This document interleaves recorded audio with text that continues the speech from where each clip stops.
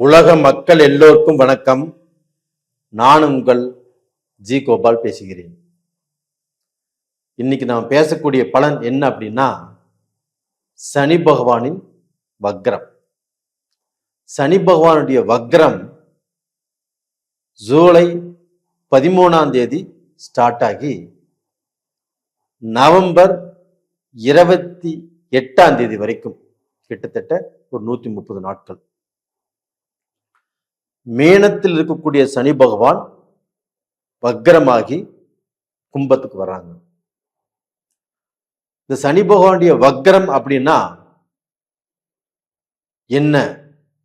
வக்ரம் என்பது பின்னோக்கி வருவது. இந்த வக்ர காலத்தில் தான்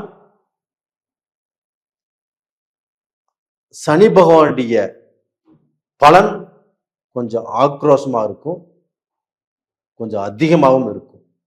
அப்படி இந்த கும்பத்துல வரக்கூடிய அந்த சனி பகவான் ரிஷப ராசிக்காரங்களுக்கு என்ன செய்யும்? இப்ப ரிஷப ராசிக்காரங்களுக்கு 10ஆம் இடத்துக்குரிய அனுகிரகம். அப்ப பாத்தீங்கன்னா அந்த 10ஆம் இடத்துக்குரிய அந்த சனி பகவான் இப்ப எந்த மாதிரியான பலன்களை கொடுக்கவிருக்கிறார்? அப்ப ரிஷபராசிக்கு 10ஆம் இடத்துல இருக்கிறாங்க. அந்த 10ஆம் இடம் என்பது தொழில் ஸ்தானம். அந்த 10ஆம் இடம் என்பது சனி பகவானுடைய சொந்த வீடு. அப்ப அந்த சொந்த வீட்டுல அந்த சனி பகவான் வக்ரகதி அடையும் போது 9, 10 கூடிய கிரகம் சனி பகவான். அப்ப அந்த சனி பகவான் ஆப்பட்டது ரிஷபராசிக்காரங்களுக்கு கண்டிப்பாக இந்த பீரியட்ல தொழில்ல கொஞ்சம் நிதானமாக இருப்பது நல்ல விஷயம். யாருக்குமே அவங்களுடைய பேச்ச முதலீடா கொடுக்க கூடாது. இப்ப எப்படின்னா, இது நடந்துரும், இதுக்கு நான் ஜாமீன், இதுக்கு நான் பொறுப்பு அப்படிங்கிற விஷயத்த ரிஷபராசிக்காரங்க கண்டிப்பா சொல்லக்கூடாது. ஒரு பிசினஸ் இந்த பீரியட்ல ஆரம்பிக்கிறீங்க அப்படின்னா கண்டிப்பாக இந்த பீரியட்ல பிசினஸ் ஆரம்பிக்காமல் இருப்பது நல்ல விஷயம். அப்போ இப்ப நம்ம செஞ்சுட்டு இருக்கக்கூடிய பிசினஸ அப்படியே அதை நம்ம பார்த்துட்டு இருக்கிறது, அதை மெயின்டைன் பண்றது ரொம்ப நல்ல விஷயம். இது போக இப்ப பிசினஸ் டெவலப் பண்றேன், பிசினஸ்ல கேபிட்டல் போடுறேன், நான் பிசினஸ் நல்ல லெவலுக்கு எடுத்துட்டு போவேன் அப்படிங்கிற அளவுக்கு நண்பர்களோ உங்களுக்கு பாத்தீங்கன்னா ஏதாவது ரூபத்துல ஐடியாக்கள் கொடுக்கலாம். அந்த ஐடியாக்களையும் நீங்கள் நம்பலாம். அதுல பாத்தீங்கன்னா நான் செஞ்சே தீர்வேன் அப்படிங்கிற ஒரு முரட்டு தைரியம் உங்களுக்கு வரலாம்.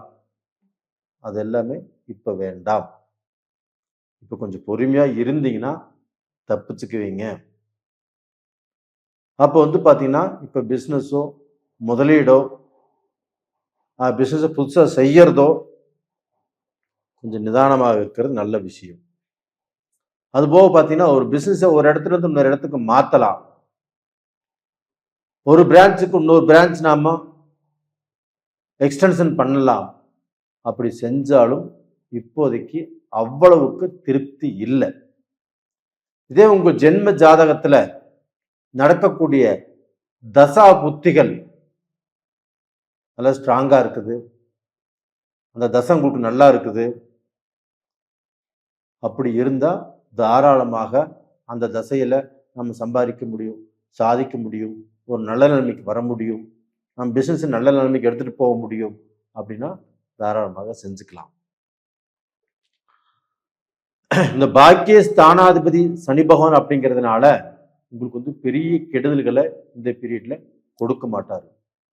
இருந்தாலுமே ஒரு கெடுதல் வர்றதுக்கு முன்னாடியே உங்களுக்கு காட்டிடுவார். ஒரு தடை வருவதற்கு முன்னாடியே உங்களுக்கு காட்டிடுவார்.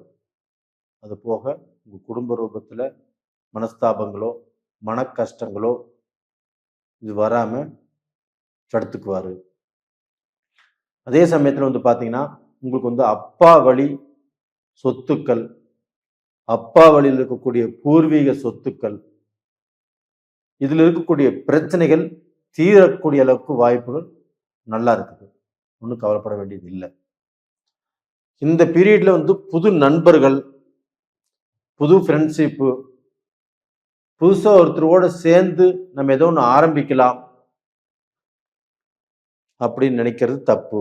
புதுசா ஒருத்தர் கூட ஜாயின் பண்ணி எங்கேயாவது வெளியில போறதோ, அவங்களோட சேர்ந்து ஏதோ முடிவுகள் எடுக்கிறதோ, அது வந்து பார்த்தீங்கன்னா அவ்வளவுக்கு சிறப்பா படல.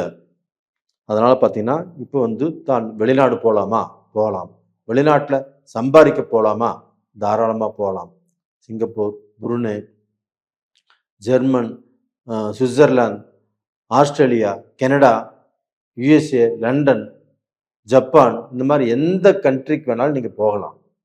அப்படி போய் உங்களுடைய உங்கள் வாழ்க்கையில் முன்னேற்ற பாதையில் வருவதற்கு நீங்கள் முயற்சிகள் பண்ணலாம். இப்போ ஒரு இடத்துல வேலையில் இருக்கிறீங்க, ஒரு ப்ரமோஷன் கிடைக்கும், ஒரு நல்ல முன்னேற்றம் கிடைக்கும். ஆனால் அந்த வேலையில் நீங்கள் அடுத்தவங்களோட அதிகமாக பேச வேண்டாம். 10 பேச்சு பேசுகிற இடத்துல 2 பேச்சு பேசுங்க. இது மாதிரி ஃபாலோ பண்ணிக்கிறது நல்ல விஷயம்.